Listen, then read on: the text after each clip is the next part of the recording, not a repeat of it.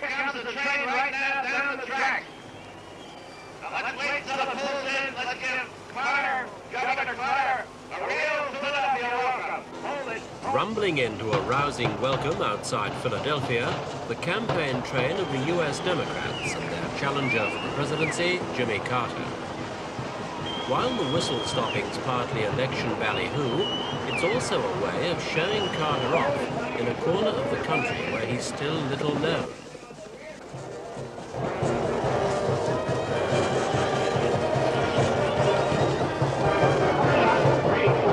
Not long ago, they were saying Jimmy who? Now Carter's name's familiar enough, but few know what he stands for.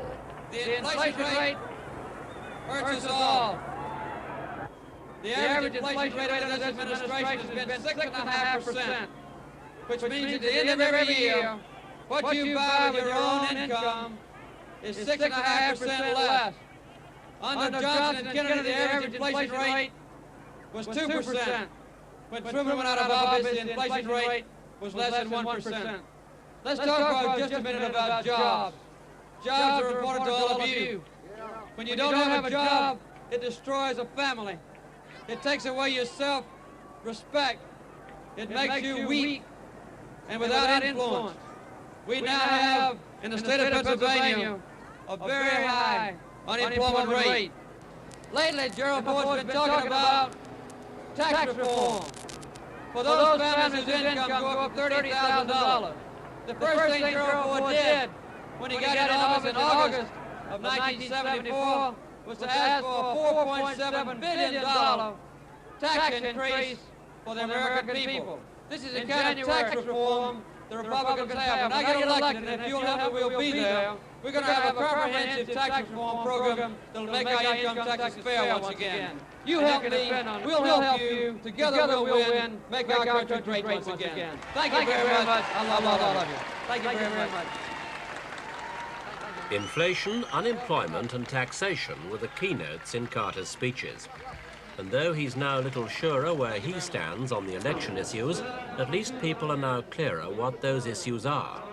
Some still find Carter too vague, and opinion polls show this uncertainty's helped reduce his initial lead in the popularity stakes.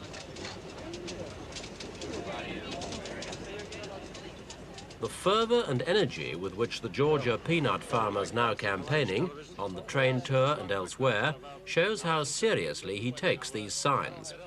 He's set a stiff pace for his staff and 250 pressmen travelling on the Amtrak train, squeezing in at least 16 hours of work each day. In contrast, Gerald Ford's let it be known that an incumbent president has more vital work to do than thump a tub on the hustings. Despite Carter's hectic scheduling, the 1976 Whistlestopping's a pale shadow of Harry Truman's 30 years ago in the days of steam. But Carter often takes the chance to compare himself with previous Democrat greats, Truman himself, Franklin Roosevelt and John Kennedy. Innumerable speeches give him the opportunity to recall this whistle-stopping of Truman, whom Carter much admired. It was Truman who went by train for weeks at a time, in his words, to give the Republicans hell. In fact, Carter's done little in his campaign to knock the opposition, and in several areas, even his policy speeches appear in line with those of the Republicans. Think about these things very seriously. They not only affect you, they affect all the neighborhoods in this country. Where Carter has spoken out, he's come in for heavy criticism, on the issue of abortion, for instance. He was reported to support it. The news brought furious reaction until Carter clarified his position, saying he did not support abortion. On the other hand, neither would he support new laws to ban it. Despite this fuzziness, Carter's dealing in his campaign more with issues than with personalities. In a rare attack on President Ford, he likened the president to a ship's captain who locked himself in his cabin while the crew argued which one was to blame for running the ship of state onto the rocks. Senator Walter Mondale, Carter's running mate, is far more persistent in condemning the record of the Republicans. We get our advice from the American people. We want to be with the people. We want to help the people with their real problems And we want a president, once again, who uses that White House to put people back to work, to fight inflation, to deal with the problems of health, housing, and health care and tax reform. That's where we stand. And the other side has always opposed those objectives. As the result of Republican economics, there are now more people unemployed in America than the total population of the state of Ohio, and they say that's just fine. There is a housing depression. Health costs are just rising tremendously, and most of the problems that Americans face are getting worse and not getting better. I've watched Mr. Ford. I've watched his running mate, and I've watched the Republicans in the Congress, and I'll tell you where they are, and I'll tell you where they've been. They have been with the rich and the privileged in this country. They have always been for more loopholes for the rich and higher taxes on the average family in this country. And if you want taxes reformed, if you want the rich to have the privilege to start paying some taxes along with working Americans, don't put a Republican in the White House. Get yourself a Jimmy Carter Democrat, and we'll reform those taxes, and we'll reduce them on the working people of this country. That's what we want to do. With the train campaign proving less than successful, a further blow was in store. At least that's how some saw it. On the train, there was the extraordinary aide handing out copies of the last page of a long interview Mr. Carte had given the girly magazine Playboy. The interview included Carter's views on sex and adultery, designed to reassure those liberals who thought his brand of strict Southern baptism had made him a prude. The press copies were provided to give the context of the most controversial quote, in which Carte admitted lusting after women. He also said, "I've committed adultery in my heart many times, and God forgives me for it."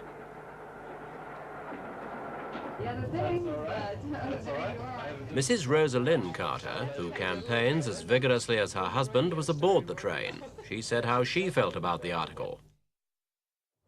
I think if when people take things out of context, sometimes they bother me, but the article on the whole I think was good. I haven't read it, but I've heard that it was, and that Jimmy was trying to explain his Christian religion to people. So that doesn't concern me. It's a sort of implied they're prying into your marriage, isn't it? Prying into your privacy there. Well, but we have a good marriage. If I was worried about my marriage, it might bother you. But Jimmy and I have a very good marriage. We've been married 30 years, and we've always worked together, and no, I don't have to worry about that. It's said, in fact, that not only are you married to him, but that you are one of his most trusted advisors. Do you, in fact, give him a lot of advice in the campaign? Well, we talk about all the issues. We talk about the strategy of the campaign. We always have. And I think we just have a mutual respect for each other. When I say we just don't go down the list and speak of every single subject, but we do talk things over together all the time. But you would discuss foreign policy with Sure, you, for example? Of course, I have. Would you, in fact, if, or as I'm sure you would say, when Mr. Carte gets to the White House, would you actively run the White House with him? Would you become, as it were, a second president, do you think? I don't know whether I'd be a second president or not, but I've always worked. I kept the books in our business. I campaigned every day when he ran for governor. When he was governor, I worked with the mental health program. We had one of the poorest systems of services for our mentally afflicted in the country. At the end of Jimmy's term, we had one of the best systems of services. And that's what I did while he was governor. The needs develop. You're in a position of influence. You're in a position to see what the needs are. And I think it would be very bad not to take advantage of those opportunities. I've campaigned, as I said, since April of last year. And I see things every day that I think I could have some influence with. It sounds as though you might almost be another Eleanor Roosevelt, very active First Lady. I don't know about that. I think everybody admires Eleanor Roosevelt. I could never live up to what she did.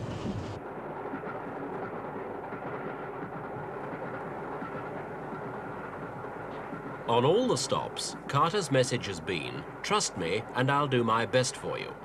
It's appealing to many Americans sickened by Washington corruption. Other voters might want to examine Carter's views, but plenty are willing to be persuaded that here's a father figure to rely upon. It's an appeal that Rosa Lynn Carter does her best to press home. Do you know why he was a good governor of Georgia? Because he had no obligations. Nobody thought we could win. We didn't have any money. We didn't have the political power structure for us. We just worked hard. And when he was elected, he could do what he thought was right for the state of Georgia. We won the nomination the same way. We went into the country. Every one of our delegates was elected by the people. For the first time, we can elect a president of our country with no strings attached. As the train rolled into Pittsburgh, Carter's staff were worrying whether the Playboy interview had damaged their man's chances.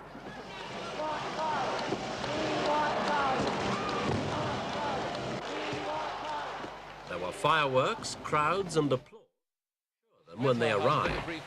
But 70 million Americans say in public opinion polls that they're so disillusioned with politics they won't even vote.